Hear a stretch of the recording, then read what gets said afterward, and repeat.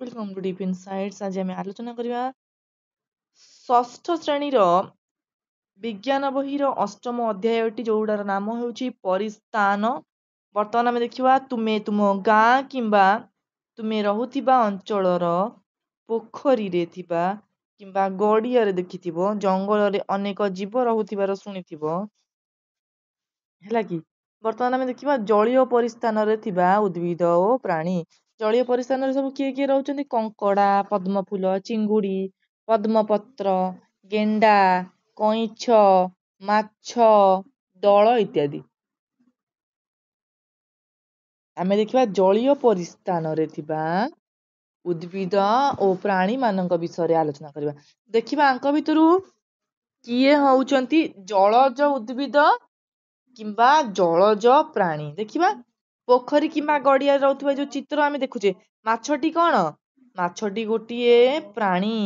ବିଲାତି ଦଳ କଣ? ବିଲାତି ଦଳ ହଉଛି ଗୋଟିଏ ପ୍ରକାର ଉଦ୍ଭିଦ।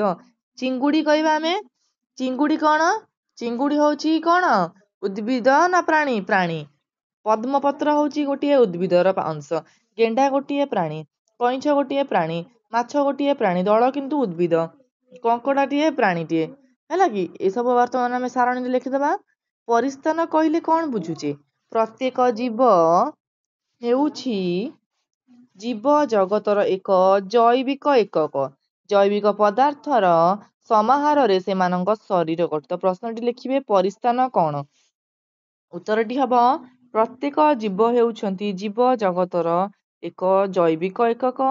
ଜୈବିକ ପଦାର୍ଥର ସମାହାରରେ ସେମାନଙ୍କର ଶରୀର ଗଠିତ। ସେମାନଙ୍କ ଶରୀର କୋଉଥିରେ ଗଠିତ?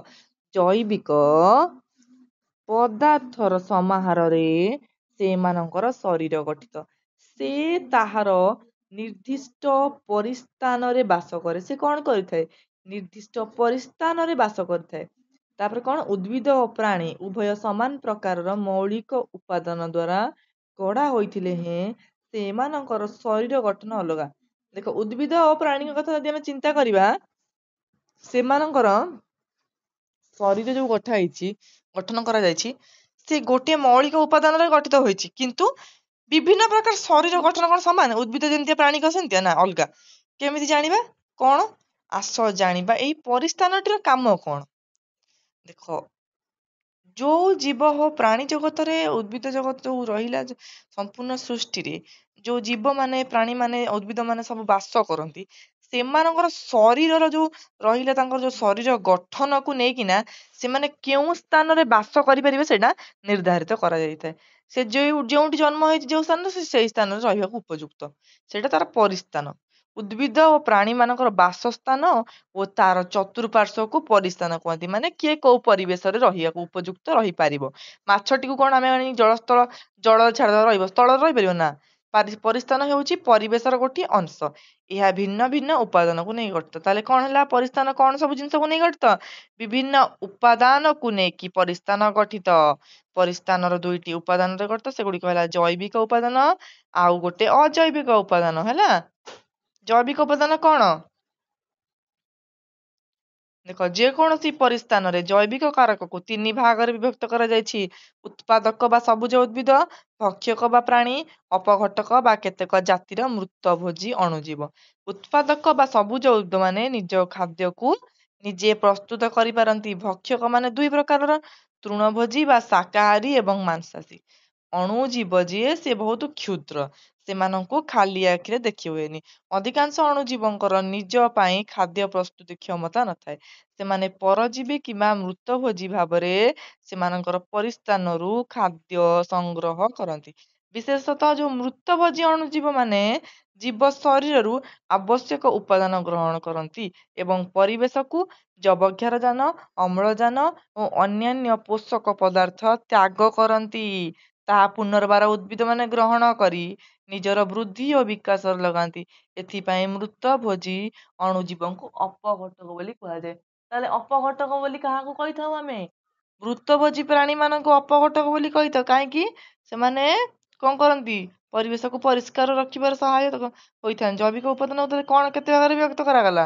ଜୈବିକ ଉପାଦାନ ଉତ୍ପାଦକ ବା ସବୁଜ ଉଦ୍ଭିଦ, ଭକ୍ଷକ ବା ପ୍ରାଣୀ, ଅପଘଟକ ବା କେତେକ ଜାତିର ମୃତଭୋଜୀ ଅଣୁଜୀବ। ଏଇଟା ଗୋଟେ ପ୍ରଶ୍ନ ଆସିଗଲା। ଜୈବିକ କାରକକୁ 3 ଭାଗରେ କେତେ ଭାଗରେ ବିଭକ୍ତ କରାଯାଇଛି ଓ କଣ ହେଲା କି? ତାପରେ ପରିସ୍ଥାନ କାହାକୁ କୁହାଯାଏ ଜାଣିଲେ ଆମେ? ଉଦ୍ଭିଦ ଓ ପ୍ରାଣୀ ମାନଙ୍କର ବାସସ୍ଥାନ ତାର ଚତୁଃପାର୍ଶ୍ୱକୁ ପରିସ୍ଥାନ କୁହାଯାଏ। ଆଚ୍ଛା, ପରିସ୍ଥାନକୁ କେତେ ଭାଗରେ ବିଭକ୍ତ କରାଯାଇଛି? କେଉଁ କେଉଁ ଉପାଦାନକୁ ନେଇକି ପରିସ୍ଥାନ ଗଠିତ କଣ? 2 ପ୍ରକାର ଉପାଦାନକୁ ନେଇକି ଗଠିତ, ଜୈବିକ ଏବଂ ଅଜୈବିକ ହେଲା। ତାପରେ ଏଠି ଗୋଟେ ଲିଷ୍ଟ କଲେ, ଟେବୁଲ କରିବ ଖାତାରେ, ଜୀବର ତାଲିକା, କୋଉଟା ଉଦ୍ଭିଦ କୋଉଟା ପ୍ରାଣୀ। ଆଚ୍ଛା, ପରିସ୍ଥାନର ଗୋଟେ ଉପକ୍ରମ ଆମେ ଜାଣିଥିଲେ କି କଣ ଜାଣିଲେ? ପ୍ରତ୍ୟେକ ଜୀବ ହେଉଛି ଜୀବ ଜଗତର ଏକ ଜୈବିକ ଉପାଦାନ। ତାହେଲେ ପ୍ରତ୍ୟେକ ଜୀବ ହେଉଛନ୍ତି ଜୀବ ଜଗତର କଣ? ଜୀବ ଜଗତର ଜୈବିକ ଉପାଦାନ କିଏ? ପ୍ରତ୍ୟେକ ଜୀବ। ଜୈବିକ ପଦାର୍ଥର ସମାହାର ସେମାନଙ୍କ ଶରୀର ଗଠିତ। ଜୀବମାନଙ୍କ ଶରୀର କେଉଁଥିରେ ଗଠିତ? ଜୈବିକ ଉପାଦାନରେ ସେମାନଙ୍କ ଶରୀର ଗଠିତ। ସେମାନଙ୍କର ଜୀବର ଶରୀର ଗଠନ ଅନୁସାରେ ନିର୍ଦ୍ଦିଷ୍ଟ ପରିସ୍ଥାନରେ ସେମାନେ ବାସ କରନ୍ତି, ନିର୍ଦ୍ଦିଷ୍ଟ ପରିବେଶରେ ସେମାନେ ବାସ କରୁଛନ୍ତି। ଆଜି ପାଇଁ କ୍ଲାସଟି ଏତିକି। ନେକ୍ସଟ କ୍ଲାସରେ ଆମେ ପରିସ୍ଥାନର ଆଉ କିଛି ବିବରଣୀ ଆଲୋଚନା କରିବା। Do like, share, subscribe.